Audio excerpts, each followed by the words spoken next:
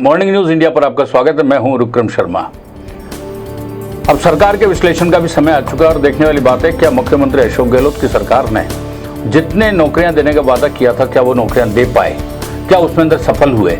लेकिन आंकड़ों की बात करें तो काफी हद तक उसके अंदर आंकड़े ये इसके विपरीत बता रहे हैं कि सरकार इस मामले में पूरी तरीके से सफल हुई है।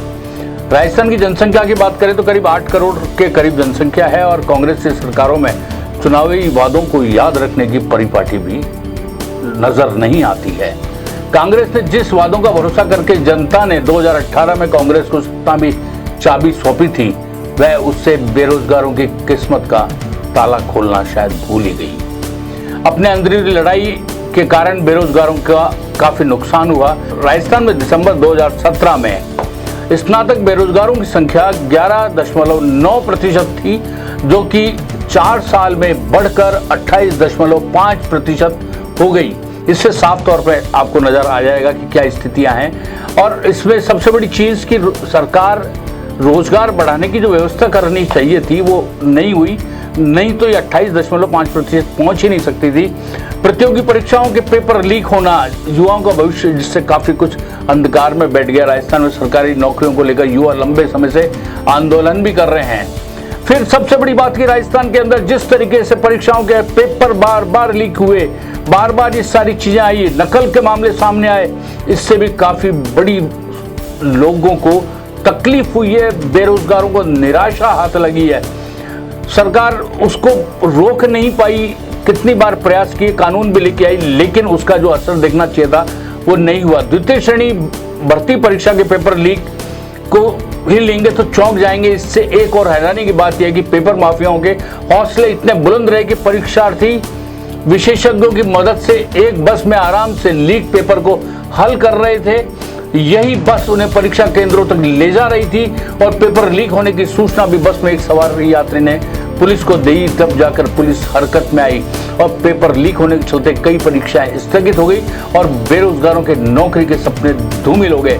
रीट लेवल 2 की परीक्षा तो रद्द करनी पड़ी। लेवल 1 की शिक्षकों की नियुक्तियां अब चल रही है। वहीं लेवल 2 के पुराने पदों को मिलाकर रीट 2022 का आयोजन किया। आरएएस 2021 में भी यही स्थिति रही।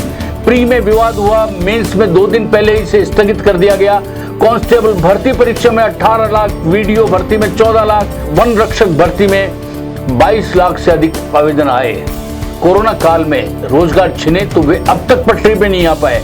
अब जूनियर अकाउंटेंट की परीक्षा की भर्ती की डेट को आगे बढ़ा दिया गया है। ऐसे युवा बार बार निराश होता जा रहा है और उसका खामियाजा हमें लगता है कि आने वाले दिनों में सरकार जब चुनाव हो गए उसका अंदर जब युवाओं से बात होगी तो युवा इस बात की सवाल जवाब जरूर करेगा। कुल मिलाकर देखें तो बेरोजगारों को साफ तौर पे कहना है कि जो भर्तियों की बात की जाती है सिर्फ बजट के अंदर घोषणाएं की बात करी जाती है कि उन बजट के अंदर उसको प्रावधान कर दिया जाता है, लेकिन सच्चाई इससे अलग है। और पेपर लीक के कारण इन परीक्षाओं की विश्वसनीयता पूरी तरीके से खत्म हो गई। राज्य में लगभग 5 बार स्थगित करने के बाद शिक्षक पात्रता परीक्षा रीट 2021 का आयोजन हुआ। इसमें पेपर लीक हो गया और रिजल्ट में गड़बड़ी की बातें सामने आने लगी। राजस्थान में बेरोजगारों की फौज एक तरीके से खड़ी है। लगभग 65 लाख बेरोजगार हैं। इसमें चौंकाने वाली बात तो यह है कि इन युवाओं से 21 लाख से ज्यादा ग्रेजुएट हैं और अब जल्द आचार संहिता लगने वाली है। इसके बाद सरकार की भर्तियों पर भी रोक लग जाएगी। एक तरफ देखें तो राजस्थान ने बेरोजगारी का रिकॉर्ड भी बना लिया। हर दूसरे शख्स के पास नहीं है काम। राजस्थान में बेरोजगारी का रिकॉर्ड एक तरीके से बन चुका है, जिसका ताज अपने सिर पर राज्य सरकार लेकर चुनाव प्रचार में घूम रही है। वर्तमान में राजस्थान में कुल 65 लाख से अधिक बेरोजगार हैं। इनमें से 21.67 लाख बेरोजगार ग्रेजुएट हैं, जो देश भर में सबसे ज्यादा हैं। बिहार में 38.84 लाख और हरियाणा में 24.8 लाख बेरोजगार हैं। कोरोना की दूसरी लहर के बाद पड़ोसी राज्य हरियाणा में बेरोजगारी दर राजस्थान से ज्यादा थी, लेकिन इस बीच खट्टर सरकार ने अपने उपायों से ग्रेजुएट बेरोजगारी दर 33.60% रह गई। राजस्थान में यह 53.4% है। भारत में आबादी के हिसाब से 7वां सबसे बड़ा राजस्थान राज्य बेरोजगारी दर में नंबर 1 पर है।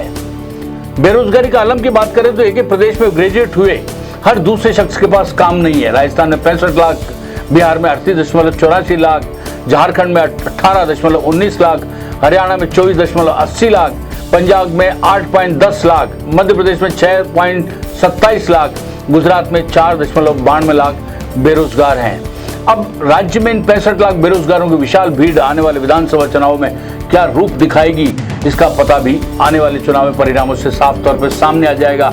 क्या बेरोजगारों को चुनावी वादे करके अपनी तरफ सरकार लुभा सकेगी, या बेरोजगार जिन्होंने पेपर लीक, प्रतियोगिता परीक्षा में नकल आदि मामलों से अपने जिंदगी के महत्वपूर्ण स्वर्णिम सालों को खो दिया है, वो उसका कुछ भी सरकार को असर दिखाएंगे। आने वाले दिन देखिए, जो भी है बहुत कुछ है, लेकिन राजस्थान के अंदर बेरोजगार बहुत परेशान है, आंदोलनरत है, परीक्षाओं में बार बार नकल, बार बार पेपर लीक होना, इससे तंग आ चुके हैं।